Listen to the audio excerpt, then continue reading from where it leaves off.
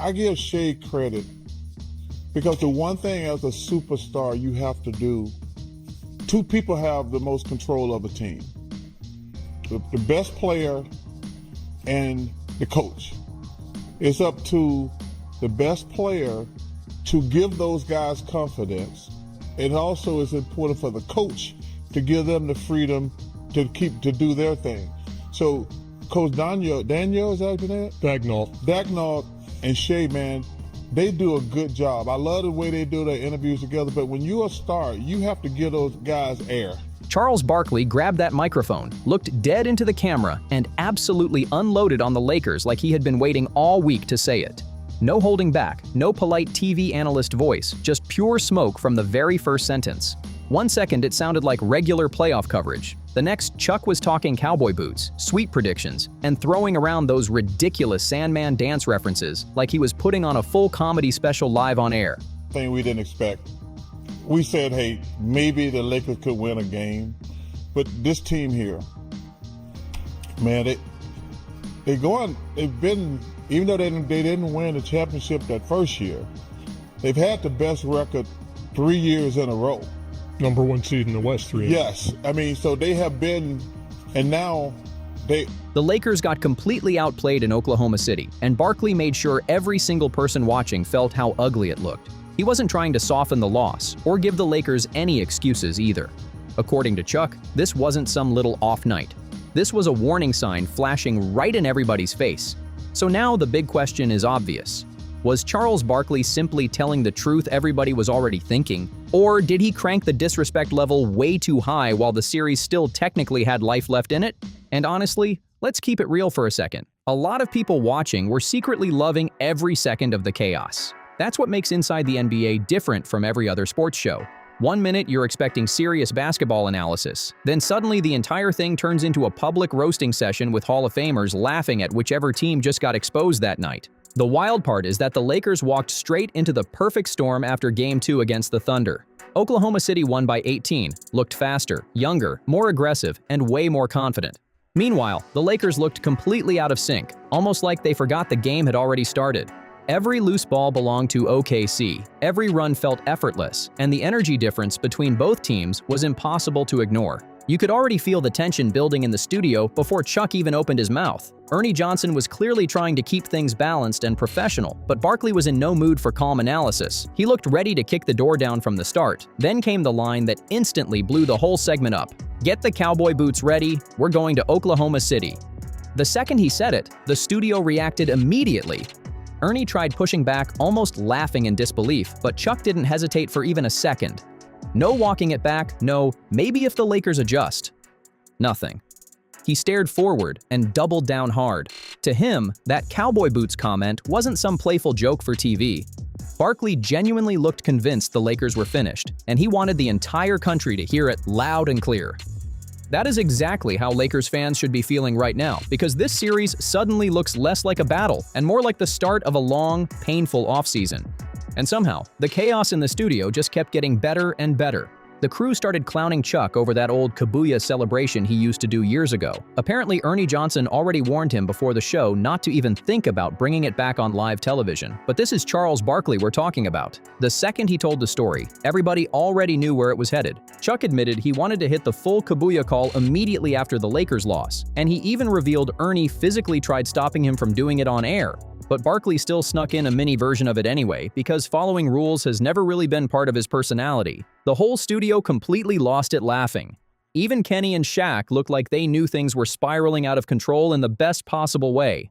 And viewers at home were loving every second of it too. Unless you were a Lakers fan, of course. Then it probably felt like national television turned into a 3-hour humiliation session, but just when it looked like Chuck might finally calm down, he switched gears and immediately started firing shots at the Knicks-Sixers drama too. No warning at all. 1 second he was roasting the Lakers, the next he was talking about celebrity courtside culture, like he was running his own stand-up routine. He started listing celebrities sitting courtside one by one: Al Pacino, Spike Lee, Timothée Chalamet, Ben Stiller, Tracy Morgan, almost like he was reading attendance at school. Then he joked about them rolling into Philly, creating chaos everywhere they went, even calling them hoodlums as part of the joke. The crazier part was how effortlessly he bounced between comedy and actual basketball criticism.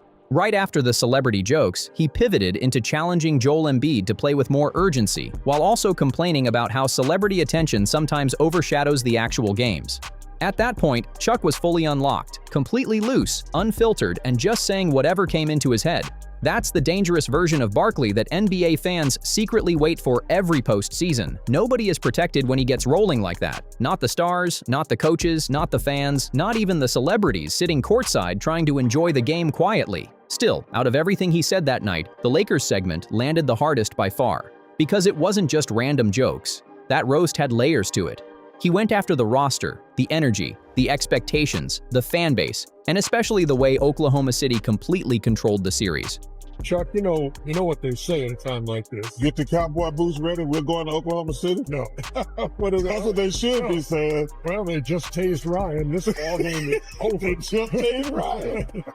131 on the way. Hey, King. I wanted to do that tonight, and Ernie wouldn't let me. Oh, come on, you're... What made it sting even more was that Chuck gave the Thunder real respect at the same time. That's what separates a simple joke from a brutal reality check. When the other team is genuinely getting praised while your squad gets embarrassed, it makes every weakness stand out twice as hard. Underneath all the comedy, Barkley was still breaking down real basketball truths about why Oklahoma City looks like the better team in almost every area right now. According to Chuck, this Thunder run is not some lucky streak or temporary hot stretch. This is the result of years of development finally turning into dominance. He pointed out that Oklahoma City has now secured the #1 seed in the Western Conference for 3 straight seasons. That doesn't happen by accident. That comes from patience, structure, confidence, and a young roster growing together year after year instead of panicking after setbacks. The Thunder did not instantly win everything when this core first started rising, but they stayed disciplined and kept building anyway. Now, you can see that confidence all over the court. They move fast, trust each other, stay calm under pressure, and play like they expect to win every single night.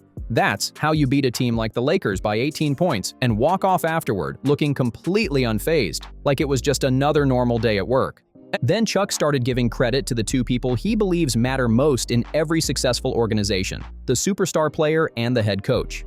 He shouted out Shai Gilgeous-Alexander immediately, then tried mentioning Thunder head coach Mark Daigneault before completely blanking on the name for a second. Kenny had to jump in and rescue him mid-segment, which honestly made the whole thing even funnier. That's classic inside the NBA chaos right there. Complete disorder, everybody laughing, people interrupting each other, and somehow real basketball analysis still comes out of it in the middle of all the madness. Simple as that.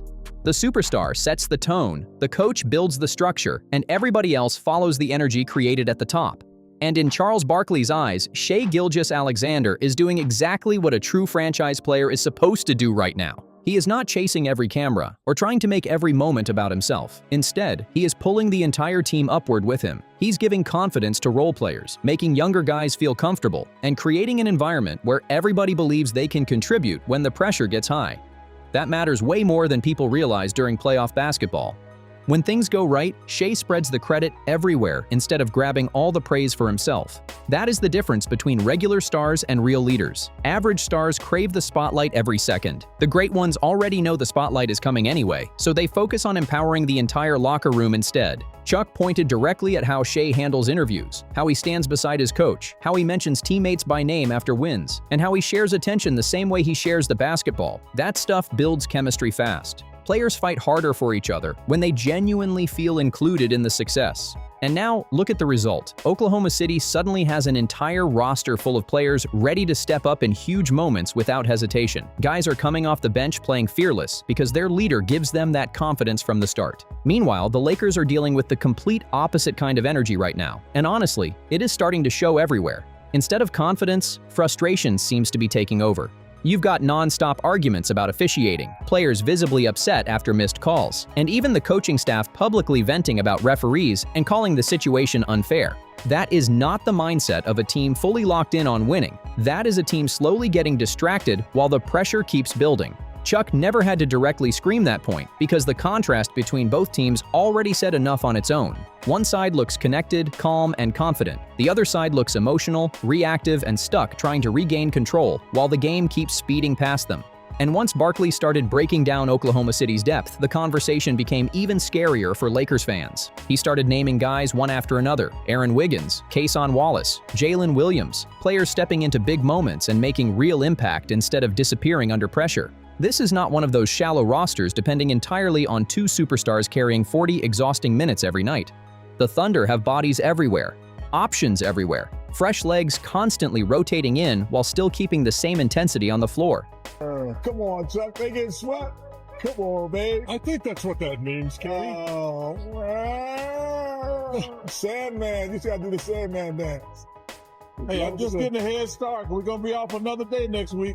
Is that happening tomorrow too? Oh, in Philly? Oh, yeah. It's the Knicks are going to wrap it up for my boys tomorrow. And listen, I'm so sick. Al Palagonia, Spike Lee, Timothy Chalamet, Ben Stiller, Tracy Morgan, all them hoodlums coming down to Philly making all that damn racket. Come on, Joel, rise up.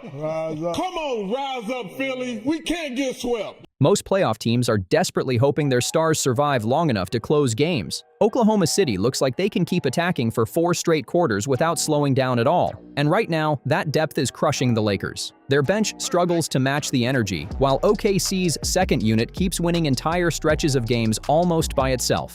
Every time the Lakers try stabilizing things, another Thunder player shows up making hustle plays, hitting shots, or pushing the pace again. Then, just when it looked like Chuck might settle back into serious basketball analysis, he immediately dove straight back into the comedy. The famous Sandman dance came up again, bringing back that old Apollo Theater energy where weak performances get swept off the stage. Except this time, with the Lakers already down 2-0 and sweep talk getting louder every day, the joke started feeling a little too real. Barkley even got up and started doing the dance live on camera himself. Full commitment, full chaos. He joked that he needed to get the celebration in early because the show would be off the air for a few days, so he had to maximize the moment while he still could. The studio absolutely exploded laughing. Everybody lost control because this was happening live on national television right after another Lakers playoff collapse. Somewhere out there, Lakers players and fans were probably watching the entire thing unfold in disbelief. And honestly, that is the harsh reality for them right now. There is zero protection left once the losses start piling up. When you are one of the biggest franchises in sports, every bad performance becomes public entertainment instantly. The biggest sports show on cable did not sit there trying to gently explain what went wrong for the Lakers. They laughed at them straight to their faces on national television. And honestly, that is a completely different level of disrespect. Analysis still leaves a little room for hope. Maybe adjustments happen, maybe momentum changes, maybe a comeback story starts building. But once the conversation turns into non-stop jokes and punchlines, that usually means people already believe the series is basically finished. At that point, the focus stops being, can this team recover, and becomes, how much worse can this get? That is exactly where the Lakers suddenly found themselves after another rough night against Oklahoma City. And what makes this whole thing even crazier is that Charles Barkley has been calling this matchup from the very beginning. He picked the Thunder early and never switched sides once. No hesitation, no last-second flip, no safe middle ground takes. Chuck kept repeating that the Lakers simply were not built to handle a team like Oklahoma City. He questioned the roster construction, doubted the defensive matchups, and warned people that the Thunder's speed and energy would expose problems the regular season managed to hide. Now suddenly, everything he predicted is happening right in front of everybody. That is why Barkley looks so comfortable laughing through all of this. He is not just throwing random hot takes around anymore. In his mind, he already called the outcome before the chaos even started. And that gives him something most sports analysts never truly earn, the ability to look back at a controversial prediction and confidently say, I told you this was coming. That changes the entire energy of the segment. Chuck is not debating anymore. He is celebrating his prediction playing out in real time, and honestly, that confidence makes every joke hit even harder.